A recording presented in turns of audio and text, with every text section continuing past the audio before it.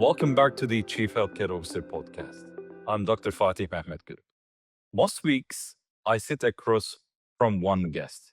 Today, I have two amazing guests, and the reason matters. My guests built a company on a single, almost stubborn idea that a hospital can decide to harm no one and then organize everything else around this decision. Ken Segel co-founded Value Capture 20 years ago alongside the late Paul O'Neill, and he led it as the CEO for more than a decade. Shana Padgett is now the firm's chief executive and the first leader to take the reins from the founders. After years doing the work at every level of the health system, Ken, Shahana, welcome. Thanks for joining me today. Thanks so much for having us, Doctor. It's really an honor and exciting to be able to talk about these ideas with a leader who's leading the way today with them in healthcare in his own places and across the world through with the podcast and otherwise. I really appreciate Great. Dr. Fatih, thank you so much for having us and having both of us at the same time. Thank you. Ken, could you please just give us some background about yourself? And then also I will ask Shan to give her background later on because listeners, they would love to hear the introduction from each person. And I want them to learn more about you, both of you. Yeah, so of course, I'm Ken Segel, a co-founder of Value Capture, as you said, with Paul O'Neill Sr., but also two others, Jeff Webster and Paul O'Neill Jr., more than 20 years ago. And we grew out of an effort called the Pittsburgh Regional Healthcare Initiative, where we were able to use the ideas of safety as a spear point for positive change to prove that we could drop rates of harm in healthcare by more than 2/3 and head toward zero in specific buildings a long time ago. I came to that as a recovering policy person in Washington, D.C. I was an aide on Capitol Hill, and I got frustrated with dealing with issues at that level. And I decided I ought to actually learn something and got deeply into healthcare philanthropy and then into systems thinking and um, was fortunate enough to be drawn into creating this thing called the Pittsburgh Regional Healthcare Initiative. Thank you so much for that. What a great background. Shane, I know you have been in so many health systems and you worked in almost all the positions in these health systems. Could you please just tell us more about your background? Absolutely. I always knew I wanted to be in healthcare. I didn't know exactly where I would land. And so I landed actually in the clinical laboratory. So my first role was working testing samples and helping doctors with their diagnostics. And then, of course, from there, a lot of other things. But for the last 25 years, I've actually been a partner to other folks who are trying to design more perfect systems, make it easier for people to find their joy in work and to deliver care that is high quality, low cost, no harm. So that's what I've been doing for a while. And when I tell people this story, I'm always amazed. I forget how old I must be to have done all these things already in my life. It's a great joy. So, Shane, thanks for this amazing background. And one thing I have to tell you, it's always great to have people from the operation side sitting on the other side of the table, and then they can guide us better. I also work with so many consultants, and whenever I have someone actually guiding us with this much of operations experience, it makes me comfortable. And then I love working with this kind of people. So congratulations for your difficult task, but I'm sure you will do a great job over there. And we are happy to listen more from you today. Thank you so much. You're welcome. I wrote a book called Connected Care, and its whole argument is that technology and really every system we build in a hospital only earns its place when it deepens the human connection between people. So Right. when Megan wrote to me about your work, she used almost those exact words. So let me ask the simplest possible opening question. When you say zero harm, what do you actually mean?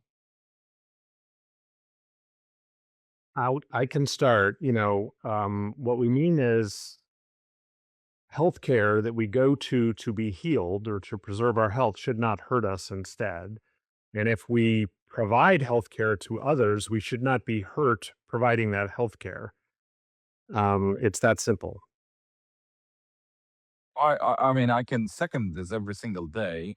And then one time I read the book, If Disney Manages a Hospital, How It Could Be. And in the book, when you read the first chapter, it was asking about what is the most important thing in a Disneyland to the Disneyland managers. And then the Disneyland manager was saying safety, not games, not other things, and then theater or it is safety because everyone, whoever goes there, they want to feel safe. And I think it is the same for us. Whenever, I mean, people come to our hospital or our place, they first want to feel safe. And I appreciate, I mean, taking this from, I mean, a different way and bring it to the hospital. But Ken, I want to ask you another thing. Yep. I mean, Paul passed away almost 6 years ago, and he brought this zero harm concept from Mhm. manufacturing industry. But Yeah. then the factory is a different place than the hospitals. Patients are not predictable, and then we are dealing with so many people. So how did it work? I mean, how did you bring this philosophy from manufacturing to the hospitals? And I always say that we need to learn from other industries, but at this zero harm point, can you please teach us how did you bring this philosophy from manufacturing to healthcare? Sure, absolutely. And and it's the right level of skepticism and there are differences, et cetera. But I can tell you from my own experience, and if I go back now more than 25 years really to the beginning of what I described as the Pittsburgh Regional Healthcare Initiative, the sort of the first time that these ideas came into healthcare. It was a time when, at least in US healthcare and in Western Pennsylvania, which has become a major healthcare center and was emerging that way at that time, it was also turning into very bitter competition, and things were becoming more about business than they were about care in a way. And I can tell you that at first, in the room of leaders sort of discussing this idea, a lot looked at Mr. O'Neill like he was naive or crazy. And but I noticed something that was happening, which was the physicians who were around the room were kind of leaning in and interested. They were skeptical scientifically, if you will, but they caught on pretty quickly to the power of this to return to a focus on the patient and on things that are really important, and indeed the ability to collaborate on things that were more important than business competition together. And I think they sensed that it was a way to get closer to the bedside and the patients again. And of course, Mr. O'Neill, from his experience, Paul knew, and we've seen this again and again and again, that if you cannot, first of all, it's very hard to argue with the idea of zero harm. He used to always say, well, if we have a positive target, just get better, and we had 73 injuries last year in this class of hacks, in our target this year, we're saying is 65. He would say, I need 65 people in the room to put your hand in the air to say, you want to be part of the harm so we can make our number. So it's hard to resist. And you can't get there unless you are really, really oriented to what is happening at the bedside, if you will, or the ambulatory clinic between patients and their caregivers in the efforts to get them just what they need when they want it. So you really have to become a master of your processes and you have to get really good at problem solving. So it was both this aspirational moral grounding and also then this sort of very sophisticated idea of get us away from big meetings and C-suites and making everything data that could be interpreted lots of different ways and really make sure we're back to the truth of what we're trying to do here and build out from there. And it wasn't quick, but then the proofs start to emerge that you really can knock out, various nosocomial infections and other things with this way of thinking, and it starts to build. And I was very pleased. 2 years ago, the CDC called us, and Centers for Disease Control here in the U.S., their hospital division called us in, and one of the leaders who worked with us at that time said, I think the work that we did with you in Western Pennsylvania and the work that's been done has changed the conception. People now know zero is possible and they are willing to strive for it. So that's a little bit of the story, I think. Oh, I really appreciate, and I was reading a lot actually about Paul and the thing what he did when he was trying to convince the people, and I loved the point he was saying that not knowing the biology is wonderful. It becomes the gap Yep. worth closing. So I think he created a great frame from there to convince the people, and it took it from there and meeting with the doctor. And then I like your point about the theoretical limits. Doctors Yep. are difficult to convince, and he did a great job here. That's what I should say. Yeah, it's a powerful story. I was in the room where that happened, and an ICU physician, very skilled, board certified, said, "Paul, I would hate for you to look silly because we don't even understand the biology of some of these viruses and bugs." And Paul said, "That's exciting. Why don't we be the region that goes and gets the grants, so that we figure that out? You guys can figure that out."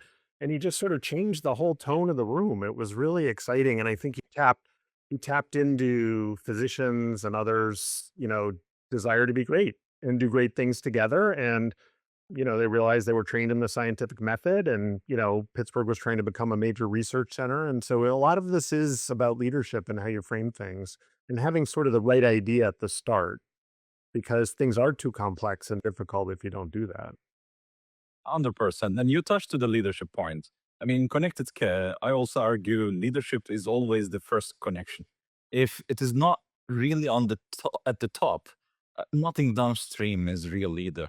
So Paul clearly modeled that. But there is my honest question. Isn't zero demoralizing? I mean, if you can't realistically reach it, doesn't it just set the people up to fail? How do you think about it? I'll offer this. Again, I think the fulcrum on which way that goes emotionally is also about leadership, right? So if the environment is created that, and I've seen this very much. I saw Paul and Will himself do this, and I've seen great leaders in healthcare do it. Say basically the equivalent of, "I don't know how we're going to get to zero, but I believe in you, and I believe in us collectively, and I believe we can keep gaining knowledge and keep gaining ground on this thing." And again, making it about something important that we're doing together, something that people want to be a part of, in that glue moving forward. So yes, if you've gone 18 months without a CLABZ or a CODI, specific types of nosocomial infection on your unit, and you get one, people are down a little bit.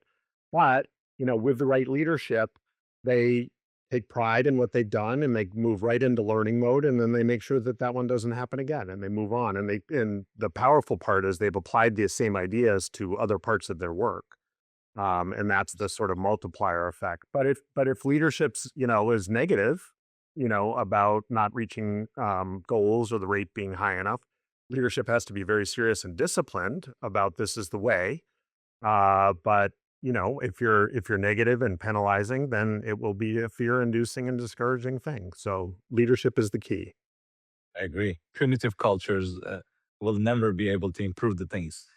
I will ask a question to Shane, but just before going there, um, I operate at the moment 3 hospitals, and then Zero Harm, wherever I go, it is more known as a nursing initiative, not the Yep. doctor's initiative. Always the nurses, they say, oh, we have a Zero Harm week, we have a Zero Harm initiative, and then the other thing. So Ken, I mean, play the role. You come to my hospital, and then you want to start a zero harm initiative in my hospital. From where you start? Well, where we start literally is we try to get you out of your office and be you a physician leader or other leader together and go and see together on the front lines of care. And we have you watch the care in a very specific way so that you're seeing what happens when people encounter problems and risks, or God forbid, a harm, and what they do with it. And sort of, it doesn't take long with a well structured set of observations for the light bulb to go off that it's all connected. It's all connected.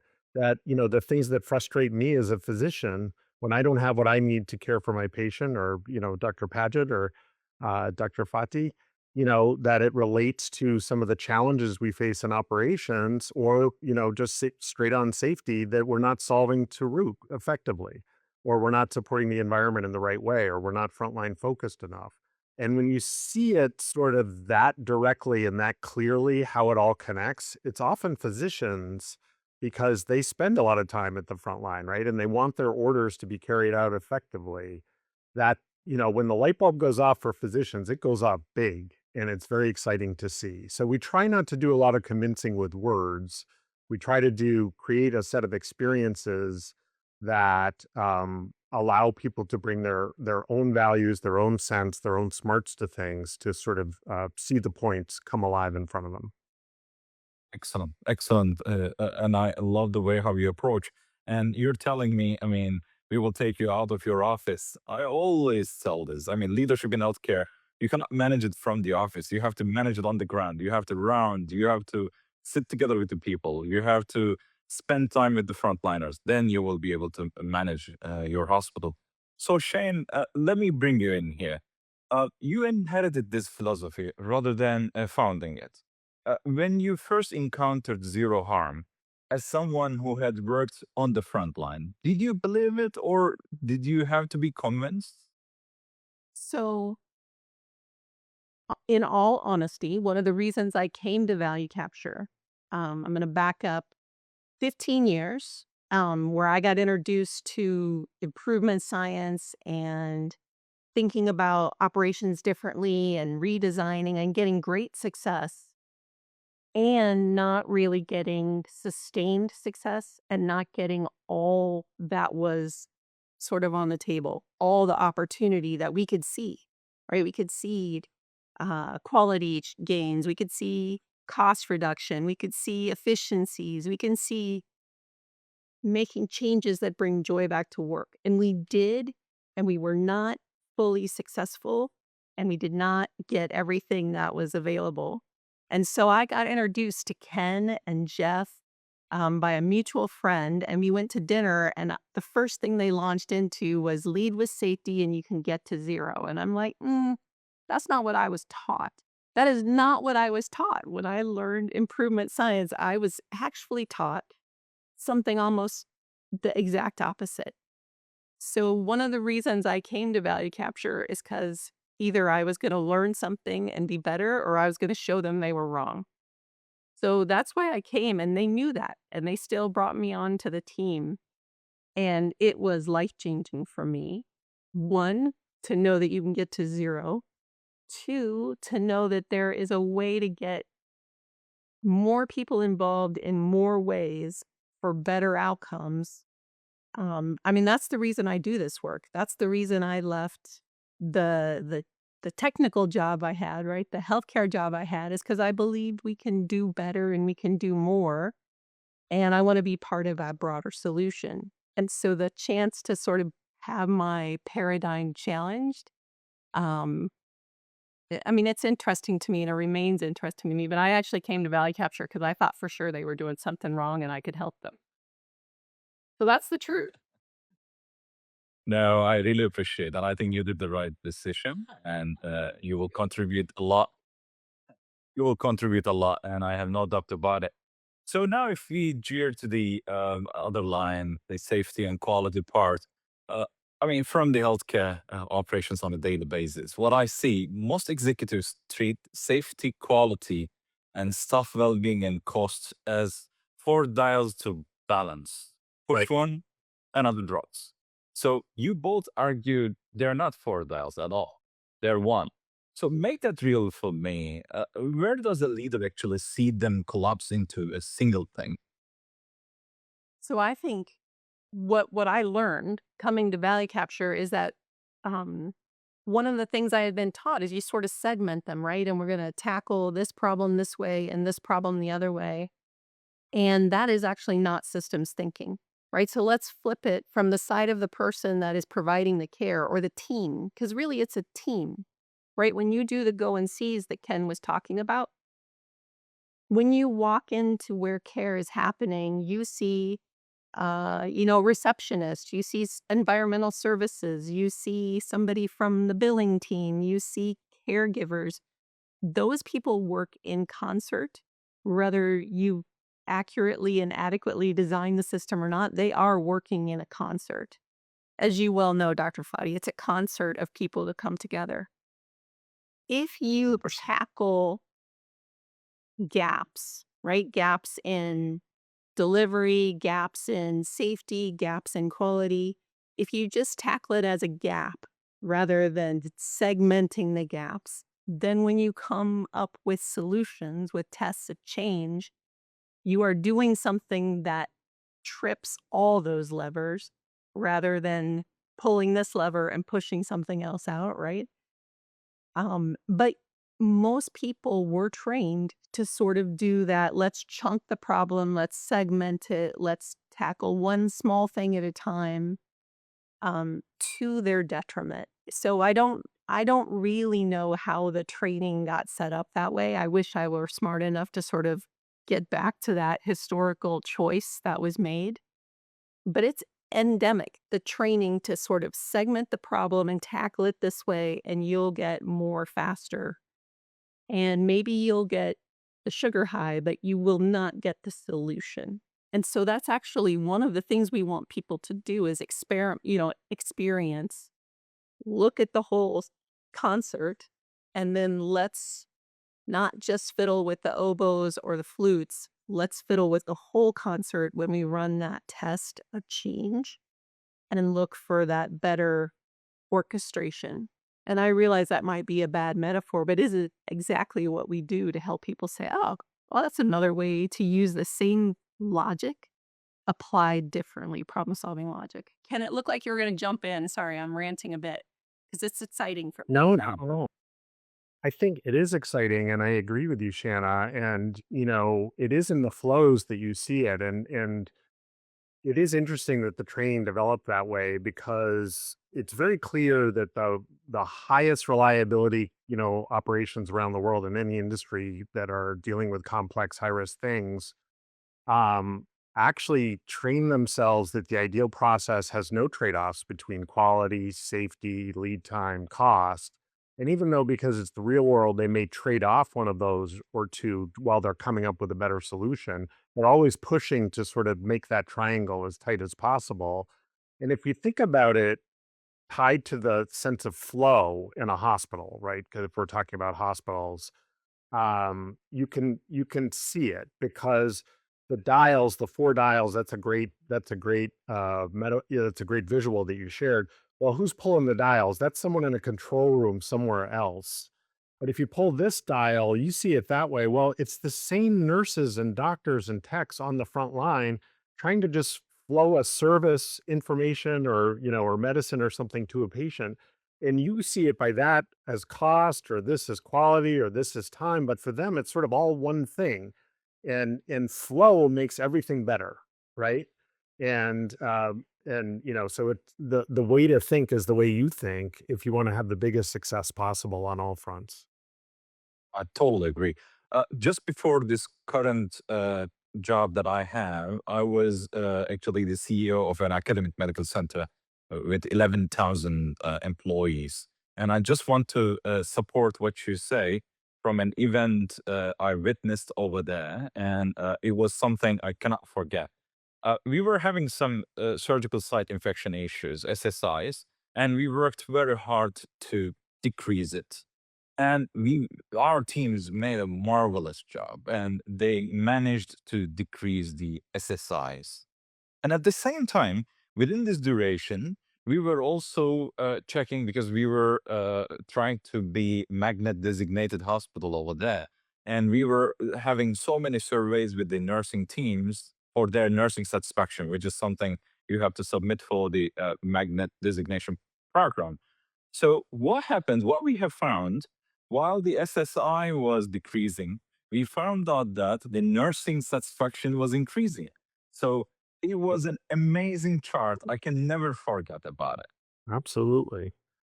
Chana could name case after case of sort of helping people reach that light up. And we have the privilege of working at the University of Tennessee right now. I'll just give one example. And the chief operating officer, Dr. James Shamia, said he really underestimated the amount of pride that the workforce would take in different units as they started to be able to knock problems out to their root cause so they weren't coming back again the next day. And, that sense of engagement surging, as reflected in the scores, et cetera, as well. So, yeah. Amazing. Amazing. So, I mean, if we just bring it from this point, I'm a hospital CEO. So many hospital CEOs are listening us, I'm sure from US, from Singapore, from other places. And each one of us, we have a problem, Ken, Shane. Um, the nurse turnover is brutal. So you will tell me to stop looking at the HR brochure and start looking at the daily work then? So the answer to that is yes. But I think also something I read in your book and that Mr. O'Neill really brought where I see a real crossover is that I think you put it as you can't pour from an empty cup. And Mr. O'Neill talked about if people don't feel respected and valued and have work that brings meaning, it's really hard to get into anything else. Right. And so I will go back to when I was pretty new at my job and a mistake I made.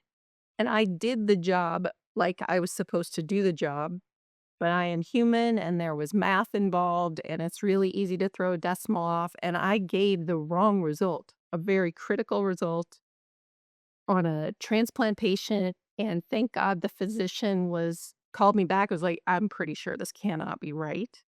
And I'm like, no, no, no, I checked it a couple times. No, no, no, I was wrong. I was wrong. I made a mistake. And I think about how um that's what was demoralizing. Not trying to shoot for zero, but working in systems where you commit horrible mistakes. And I think if we help people who do the work design systems where they don't make those mistakes, they don't want to leave. I totally. They don't I you know, totally don't want to agree. retire early. They want that line goes, 100%. look, it's been so many decades since I made that mistake, but it really hits home. Look, as a leader, sharing the mistake, I also share it. And when I share the mistake, what I have done, I always want to kill the punitive culture in my hospital. And I always try to create and build the culture. And I want to tell them, look, a mistake could happen. But the most important thing, we need to have the right RCA and set the actions in the right way and make sure that such mistake will never happen again. So we will not harm the people. So with this way, I really appreciate and I respect a lot here, Shane. And we really have to be the role model here in such conversation. So then we need to look at the daily work and we need to improve this. So, Right. Ken, if I may, the financial piece is where I think a lot of leaders quietly check out and they nod at the safety. Then they say, but I have a margin to protect, right? And it happens everywhere at the moment. So you actually built the financial argument. How do you make a CFO believe that preventing harm is the better business case? I think there are sort of two levels to that. And of course, the one that gets talked most about is the studies, showing that by having people stay in your hospital longer, depending on how you get paid and things like that, it rarely works out to be better for you, versus being able to continue to flow your business the right way. And people are always tweaking those margins, et cetera. My actual personal view is that those may establish some baseline credibility to get in the room on the issue, but that CFOs really, at their root, are much more open to what I believe is the stronger argument, which is, when an error occurs or something, it's like most of the money's been wasted creating the conditions where it happened anyway, where effort is being wasted all day long. People are chasing down information that they shouldn't have to, all kinds of things.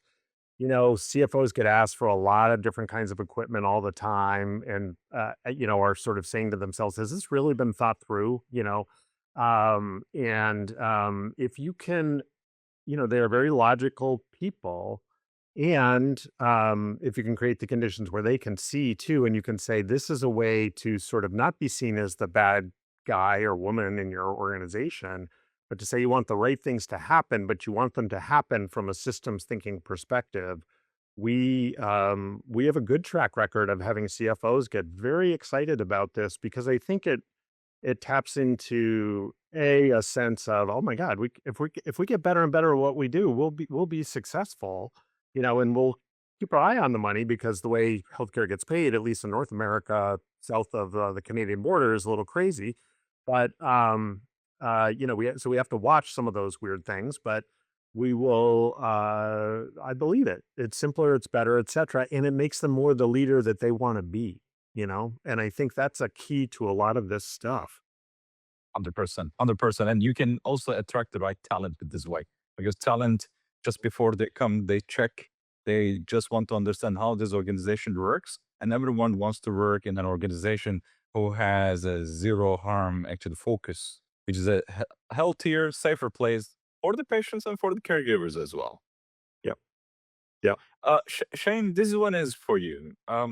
Every health system on the earth has tried to do lean or run improvement projects. I mean, we work on JCI, folks in UK works on the CQC initiatives. You're working on Joint Commission projects. So many initiatives. Most see a burst in progress and then it melts away. So you have worked inside 25 plus organizations. What is structurally different in the ones where it actually sticks? I think so. The initiatives, instead of being the places where it works, the initiative is the place where you tell your story, but the initiative is not the goal. The goal is how we'll lead. And how we'll lead is that every person, first we understand our customers, right? We always have to understand for whom do we exist. So we exist for the people who work here and the communities for whom we care, right? So that's why we exist. And if every decision we make flows back to the reason we exist, then leadership becomes much more simple because it's much easier for me to make the decisions that I need to make. And then that allows people to do what they believe and understand and know to be the right thing. And then those initiatives are places where we do an extra burst of energy to tackle a new problem, to demonstrate a new way of doing this. Like, there's nothing wrong with an initiative, but to think that initiatives are how you lead is where people get into trouble. First off, it is non-sustainable. Second off, it's a short-term way to solve a problem. It is not a long-term way to engage people in problem solving every day for any reason that gets in the way of the reason we exist. So it is a difficult conversation to have in a pithy way, right? Where I have a couple of fancy words and a tool book and I can show you how we're going to do it. And it's not sexy. It's just hard work. And it's leading from for whom we exist. And if you lead that way, the initiative is just a tactic as opposed to the strategy. Initiatives are not a strategy. Initiatives are a tactic that you bring into play. Strategy has to be how you lead. And that's how we help people move from sort of the heyday of lean, which was like 25 years ago, right? Where, let's do an RIE and let's do this and let's do that and let's 5S every place. And that wasn't a bad thing. We didn't know any better in healthcare, right? We were just being exposed to this. I agree. We all have learned thanks to the Joint Commission and then the folks over there. You're talking about operating system then. Shane, I have created a habit. My wife doesn't like this. And then I have 3 daughters. Whenever we go to the vacation, I always try to visit the hospital wherever we go. So then whenever I walk into the hospital, I try to check what's going on. And in my first walk in the lobby and then the other things, I start analyzing the hospital management and the other. So from your point, you visit so many hospitals, I'm sure. And what do you, see in those hospitals for doing the right thing? How do you analyze such hospitals when you walk into? So for me, some of the key things I look for is so it's funny that you say you go visit the hospital. I will go sit in the waiting room. So who's in the waiting room? Who's walking through the waiting room? You can recognize an executive, from 5 miles away. So how does the executive behave in the open hallways and the open spaces? I think if you see, first off, waiting rooms that are um, not full of patients, but full of people that are waiting for those patients, right? Waiting rooms are for visitors, not for patients. And that is an immediate trigger for how flow is working on the other side of, the public space. The second thing you look for is who from the organization is in those public spaces and how do they behave, right? So if I am walking through the public space and I'm on my phone and, I'm making a call or am I stopping? Am I greeting a visitor? Am I talking with the EVS person? It, and I'm telling you what you can observe, but what is behind those choices and those flow indicators tells me how the systems are built at that organization. And 100%. it's easy. Anybody can do that, right? You don't need 25 years of experience. You don't need to go into 700 different hospitals. Those are the same things over and over and over. 100%. And I mean, you're talking about actually the daily management, as we also kept saying to our young leaders, huddle, huddle, huddle, and bring the people together. And I think even zero harm starts from this point. So, Ken, if I may ask you, you have watched this for more than 20 years. Why do smart and well funded systems still get this wrong? What is the seductive mistake here? Yeah, I think I like that phrasing, doctor. I like seductive mistake. I think it's seductive mistake, and I think it's scary mistake too. I think, healthcare feels very complicated. It feels like it takes everybody's brain power just to do the right clinical things, and bring together all the different disciplines and support services that have to do it. And the thought of really becoming truly great and world standard operationally on the clinical side, given some of the politics and the differences, et cetera, I think people naturally shy away from a little bit while they're trying to be disciplined on the back end financially.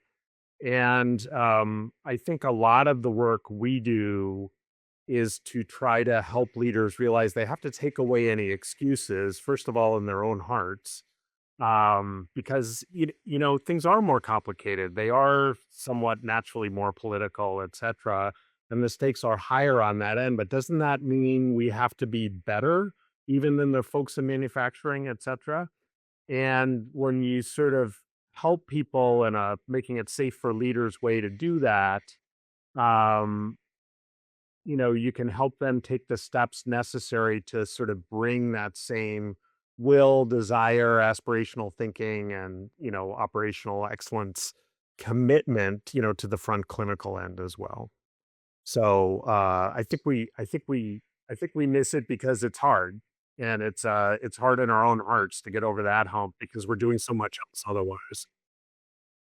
I think I 100% agree, and I cannot say something more than that. I mean, and there is a humility in what you're both describing. That's what I can see. And the idea that the problem on the floor is information, not the embarrassment. Right. So in my book, also, I call the difference between a system that listens and a system that performs listening. So, how do you build a place where a nurse will actually tell you the truth? I just want to touch to the psychological safety because we cannot discuss zero harm without psychological safety, right? A Absolutely. I think Shanna's looking at me to start, but, I can't. Leaders have to be really attuned to what are the microclimates, on each unit and each part of the organization, and it takes leader behavior to make it safe for people to do that and to encourage it, to ask for it, et cetera, and then when it happens, to really reinforce it.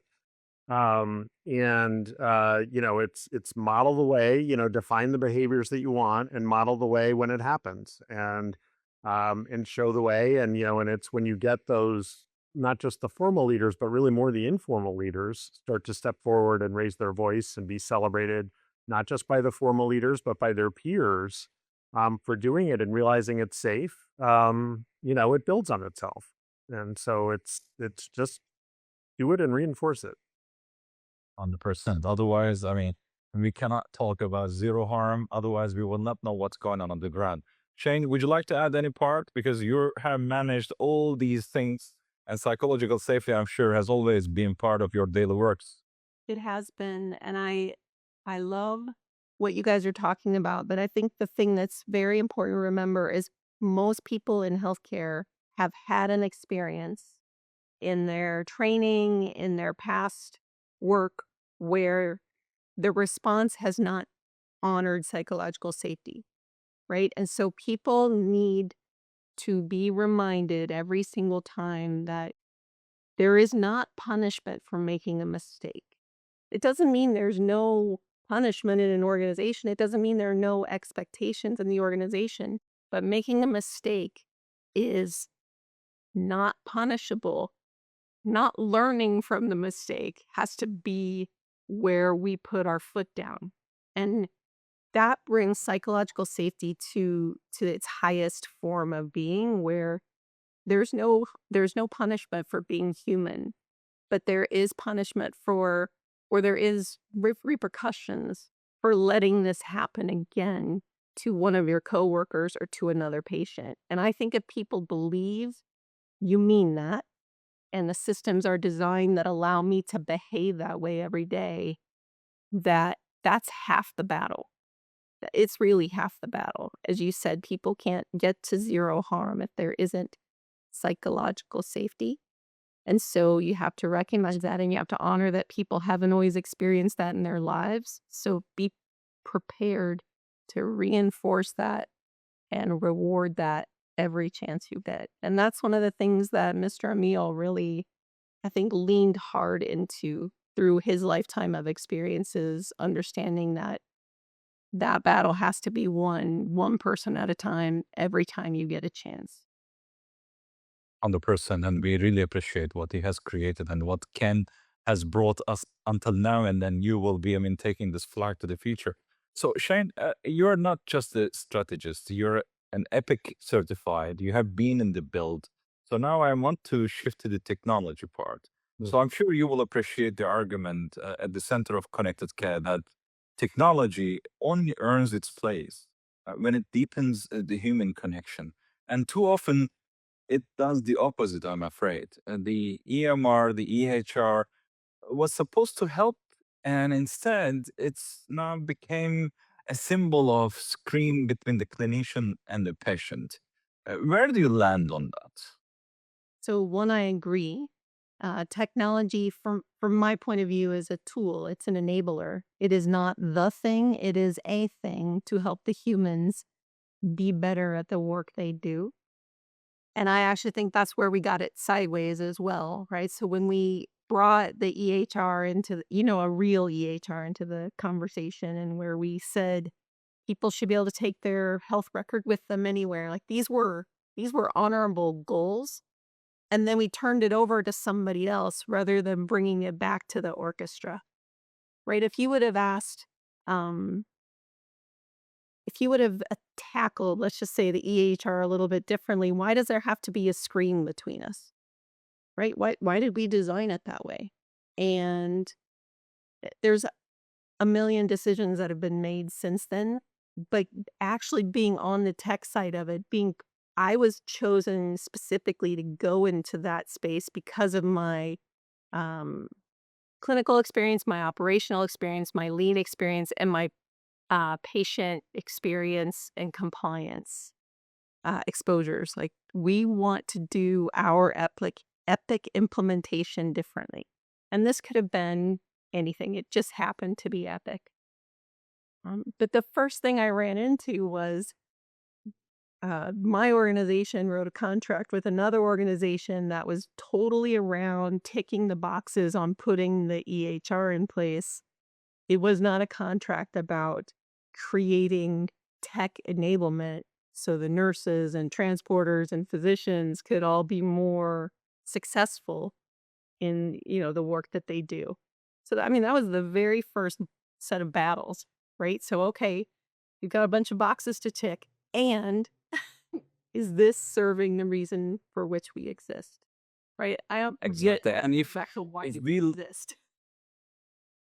I totally agree. If we ask Paul, maybe 20 years ago, if we were having this conversation with him, let's identify the zero harm.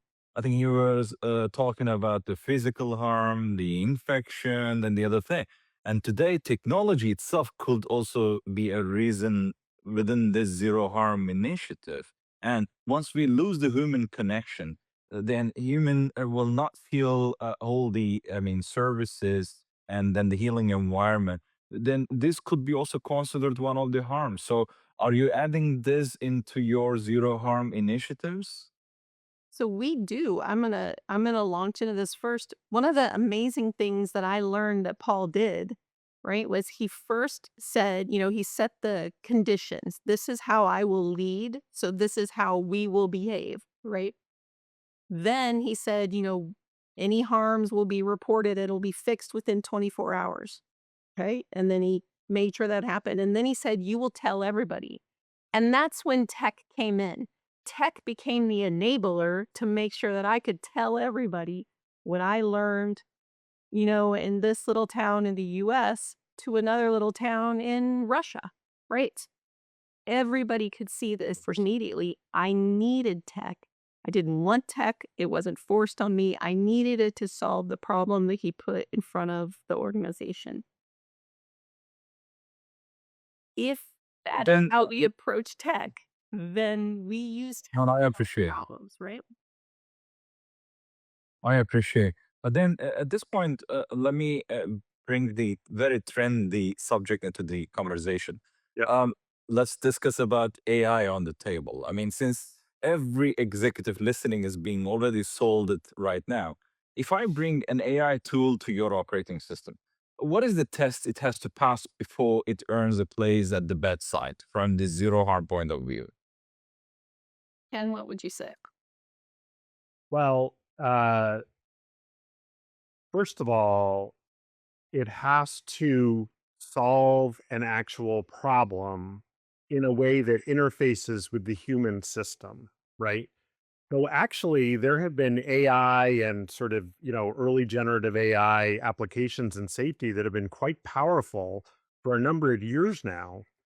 And the challenge has been that they uncover enough actual harm of different events, related to diabetic, levels and things like that, and kidney damage in hospitals and other things that people weren't really paying a lot of attention to. So much so, and then when they add in the potential risks, that the management systems have been overwhelmed, about dealing with it. So for us, I think it's, how committed are you to solving the harm and to looking at your leadership system and your clinical supports and systems to then apply the technology, which is becoming very, very powerful and can tell us what we needed to tell us. We just have to be prepared to act and restructure ourselves so that we can take advantage of what it's telling us. And that's very different than being sold something by a vendor, based on their use case and, just adding yet another tool that is more overwhelmed for the frontline teams. And we see that again and again and again, everywhere we go. The amount of overwhelm from systems not really talking to each other, or EHRs that have been sort of hijacked by billing, as primary sort of fillers of what's in there. Um, so it's a different way of thinking. And if you're thinking the right way about it and prepared to act on it, then it's very powerful and bring it in. Exactly. I mean, when it comes to the quality, even a single hospital creates so much data. And at the human capacity, it's not easy to read and analyze each and every data.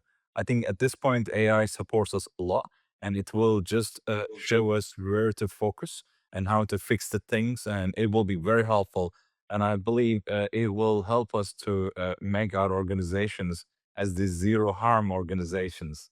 So I think we have covered enough in the technology part, but I mean, before I forget, I should also plainly say this to all, I mean, my listeners. Value Capture is not a sponsor of this show, and nothing here is a pitch. I just happen to think this is how the work should be done. That's why I love, I mean, my guests here, and I really enjoy the conversation. Ken, if I may go to the philosophy, Yep. you handed Shane the firm after 20 years, and you did it as the first non-founder transition, which most founders never managed to do gracefully. So, what did you actually most want to protect, and what did you most want her to change?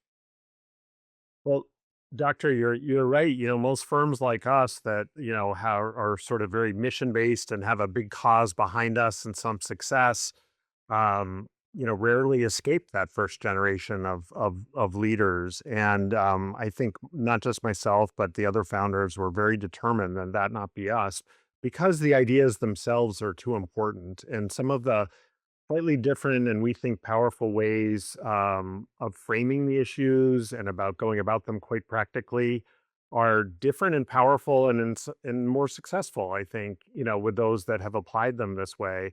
So it felt to us like the mission can't die. The work needs to continue, and it's more than one person. And by the way, that way of thinking came from Paul O'Neill himself, who is, of course, greatly accomplished, revered on multiple levels, from government to industry, et cetera, as he said, had more money, than he would ever, be able to spend in a lifetime, all those things.